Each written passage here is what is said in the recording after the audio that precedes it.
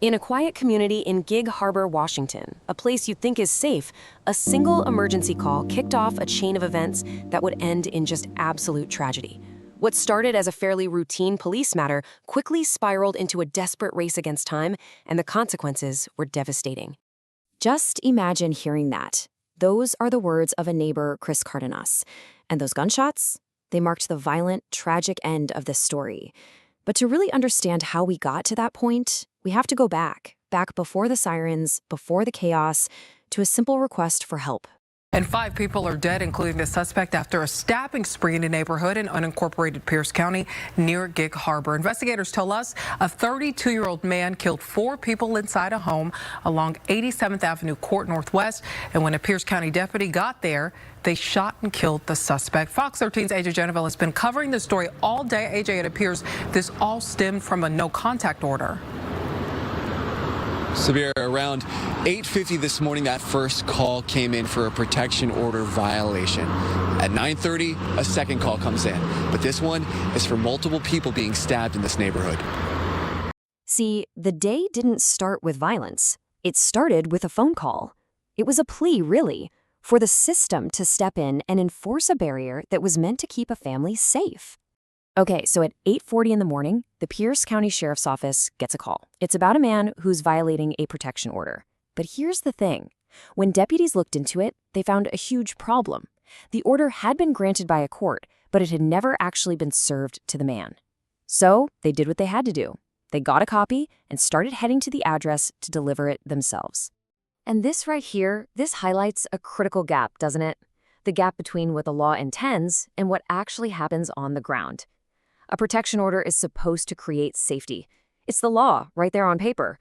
But, as this story shows us in the most tragic way possible, a piece of paper can't physically stop someone. So this is where the timeline becomes absolutely terrifyingly crucial.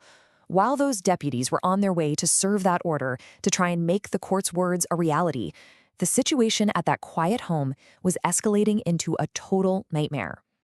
All of a sudden, the nature of the call changed in a heartbeat. The dispatcher's phone starts lighting up again, but this time, the reports weren't about violating an order. They were about a man actively stabbing people at that exact same location. The mission went from serving a document to trying to save lives, just like that. Take a look at this timeline.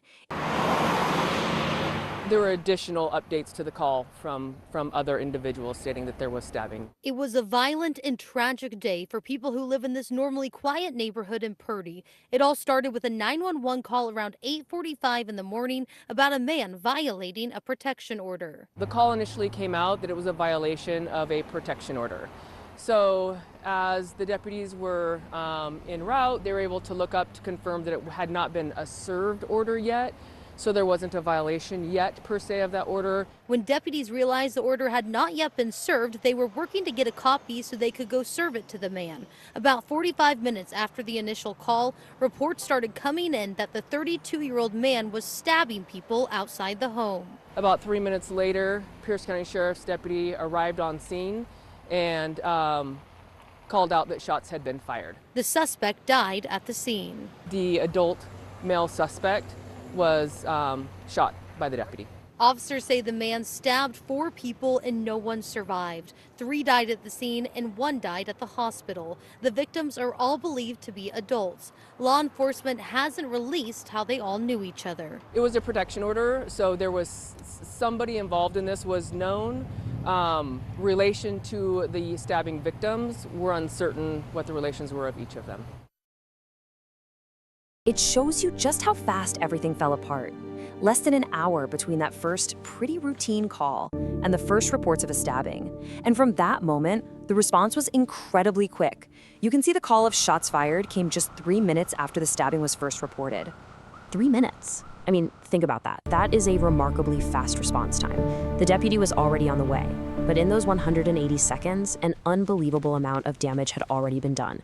Help was racing to the scene, but the tragedy was unfolding even faster. So the first deputy pulls up and finds this horrific scene unfolding right outside the house.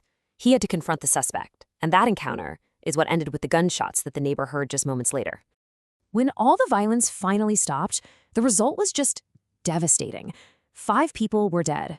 3 of the victims died right there at the scene. A 4th died on the way to the hospital, and the suspect was also deceased.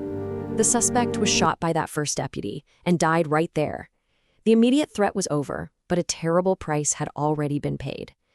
And the question on everyone's mind was, why? How could this happen? And the why? Well, you can find a big part of the answer in the very document the deputies were trying to serve in the first place. The court records, they paint a really chilling picture of escalating fear, of threats that led the man's own mother to seek protection from him. You know, the mother's own words from her filing just say it all. She detailed mental and emotional abuse. She talked about her son's mental health and substance abuse issues. You have this elderly, disabled woman living in fear of her own child. It's just heartbreaking. The order itself laid out some pretty strict conditions. No weapons, stay 1,000 feet away, get into mental health treatment. But the filings also had these deeply disturbing details. Accusations of hurting the family pet, talk of occult behavior, and maybe the most terrifying thing of all, he allegedly told his mother her grave has been already dug up. So, in the aftermath of all this violence, the community is left to grieve, and investigators are left with the massive task of piecing together exactly what happened, and frankly, why the very system designed to prevent this failed. To make sure there's no bias, an independent group, the Pierce County Force Investigation Team, is now handling the whole case. They're going to review everything, from the very first calls to that final fatal shooting. And at the same time, authorities are still working to officially figure out the relationship between the suspect and all 4 of his victims. And all of this leaves us with a final, really critical question. This whole tragedy just throws a spotlight on that terrifying gap between legal protection and actual physical safety. It really forces us to ask, when a protection order is just a piece of paper, what does it take to turn it into a shield that can actually stop a threat before it's too late? Current command hallucinations tell him he is a god and that his mother must obey him. Neighbors unaware of the issues happening behind closed doors. I did get like a feeling like something was off, but not that something like this would have ever happened. The Pierce County Force Investigation Team is handling this investigation with Tacoma Police Department as the lead agency. Reporting in Gig Harbor, Frankie Thompson, Fox 13 News.